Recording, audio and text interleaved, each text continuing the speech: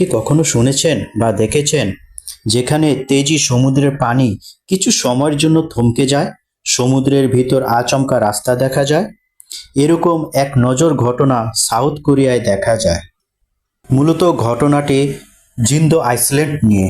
দক্ষিণ কোরিয়ায় বছরে দুবার মাত্র 1 ঘন্টার জন্য সমুদ্র যেন মানুষকে পথ ছেড়ে দেয়। তখন হাজার হাজার মানুষ সমুদ্রের মাঝখান দিয়ে পায়ে হেঁটে জিন্দো আইল্যান্ড থেকে মোদো আইল্যান্ড পার হন। এ পথের দুপাশে সাগরের আচমকা সরে যাওয়ার ঘটনা ঘটে মূলত জোয়ার ভাটার কোনো একটা বিশেষ বিচিত্রতার কারণে। কিন্তু সাধারণ মানুষের চোখে এটা যেন রূপকথার মতো অলৌকিক ঘটনা হিসেবে ধরা দেয়। সময়টা একদম ঠিকঠাক মাপা থাকে, বছরে দুবার 1 ঘন্টার জন্য। সে 1 ঘন্টায় সাগরের বুকে তৈরি হয় প্রায় 3 কিলোমিটার লম্বা একটা প্রাকৃতিক রাস্তা।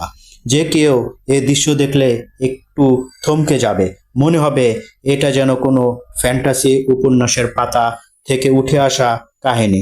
তবে প্রকৃতিতে রহস্যের শেষ নাই। হয়তো জীবনের জটিলতার ভিড়ে আমাদের খুশি করার জন্যই প্রকৃতি মাঝে মধ্যে এরকম আচমকা চমক দেখায়।